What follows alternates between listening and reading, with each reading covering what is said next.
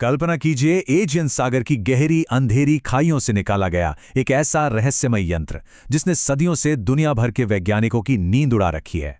हम किसी आम प्राचीन कलाकृति की बात नहीं कर रहे हैं। हम बात कर रहे हैं एक ऐसी मशीन की जिसे दुनिया का सबसे पहला एनालॉग कंप्यूटर माना जाता है। तो चलिए इतिहास के पन्नों में दबे इस बेहद दिलचस्प और रहस्यमयी सफर की शुरुआत करते हैं। कहानी शुरू होती है 1900 और 1901 के बीच। सिमी द्वीप के कुछ गोताखोर ग्रीस के तट पर समुद्री स्पंज की तलाश कर रहे थे। तभी उन्हें समुद्र की तलहटी में एक रोमन कार्गो जहाज का मलबा मिला। वैसे तो इस मलबे में संगमरमर की शानदार मूर्तियां, आभूषण और कांच के बर्तन थे, लेकिन उन सब के बीच कांस्य और लकड़ी का एक जंग लगा हुआ अजीब सा टुकड़ा भी पड़ा था। उस वक्त किसी को रत्ती भर भी अंदाजा नहीं था कि 2000 साल पुराने इस मलबे में विज्ञान का इतना बड़ा रहस्य छिपा हुआ है। अब जरा इस टाइमलाइन पर नजर डालते हैं। माना जाता है कि इस अद्भुत मशीन का निर्माण पहली शताब्दी ईसा पूर्व में हुआ था। 1901 में इसे मलबे से निकाला तो गया, लेकिन सच कहूं तो दशकों तक किसी के पल्ले नहीं पड़ा कि आखिर है क्या। विज्ञान को असली कामयाबी तब मिली जब 2005 में शोधकर्ताओं ने आधुनिक एक्सरे सीटी स्कैन तकनीक का इस्तेमाल किया। मतलब इसके बनने और इसे डिकोड कर पाने के बीच का ये सदियों का अंतर सच में हैरान कर देने वाला है।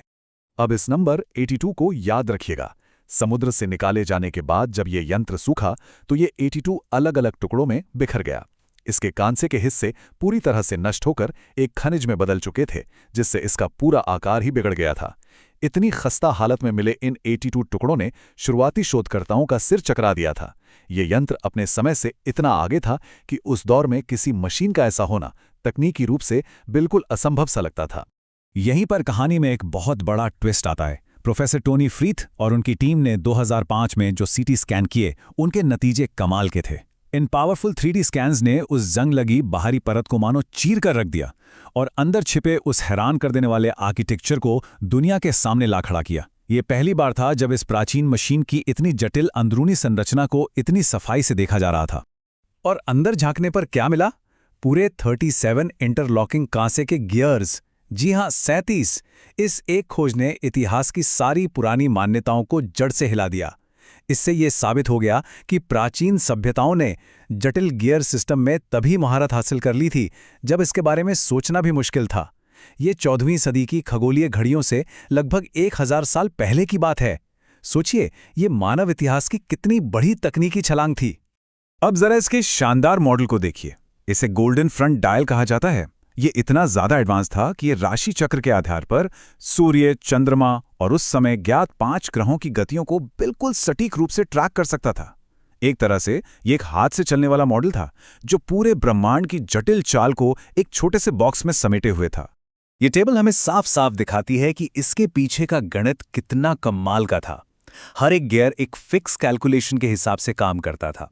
चंद्र कक्षा से लेके मेटोनिक कैलेंडर और यहां तक कि 4 साल के ओलंपिक चक्र को ट्रैक करने वाले गेम्स डायल तक, खगोलीय घटनाओं और सांस्कृतिक चक्रों को इस तरह से मशीन और आंकड़ों में ढालने का यह तरीका वाकई बेजोड़ है। चलिए इसे थोड़ा और गहराई से समझते हैं। इसमें एपीसाइक्लिक गियरिंग का इस्तेमाल हुआ था, यानी गियर्स के ऊपर गियर्स लगाना। इसका इस्तेमाल चंद्रमा की अनियमित अंडाकार कक्षा को समझने के लिए किया गया था, क्योंकि चंद्रमा पृथ्वी के करीब आकर अपनी गति बढ़ाता है और दूर जाकर धीमा हो जाता है। जोहान्स केपलर ने ग्रहों की गति के जो नियम दिए थे, सोचिए उनसे सदियों पहले यहां इस गजब की गियरिंग का इस्तेमाल हो चुका था। एक और हैरान करने वाली बात, इस यंत्र के बाहरी हिस्से पर कुछ धुंधली लिखावटें मिलीं। और पता ये क्या थीं? ये वास्तव में एक यूजर मैनुअल की तरह काम करती थीं। इसमें बाकायदा इंडेक्स लेटर दिए गए थे जो सीधे डायल पर मौजूद निशानों से मैच करते थे। इसका सीधा सा मतलब यह है कि इस प्राचीन कंप्यूटर को चलाने का पूरा तरीका इसके कवर पर ही उकेरा गया था। और हां, इसका काम सिर्फ ग्रहों की चाल तक ही सीमित नहीं था। इसके पीछे के डायल्स सरोस चक्र को ट्रैक करते थे, जिससे ये लोग दशकों पहले ही ग्रहण की सटीक भविष्यवाणी कर लेते थे। इसके साथ ही ये पैन हेलेनिक खेलों का भी एक कैलेंडर था, जिसमें हमारे प्राचीन ओलंपिक भी शामिल थे। सच में ये मशीन विज्ञान और संस्कृति का एकदम परफेक्ट कॉम्बिनेशन थी। प्रोफेसर टोनी फ्रीद ने इसके बारे में क्या खूब कहा है। सूर्य, चंद्रमा और ग्रहों को प्राचीन ग्रीक प्रतिभा के एक शानदार प्रदर्शन में दर्शाया गया है। ये लाइन हमें इस बात का एहसास कराती है कि दुनिया का सबसे पहला एनालॉग कंप्यूटर बनाने का उनका जो विजन था, वो कितना विशाल और महत्वाकांक्षी था।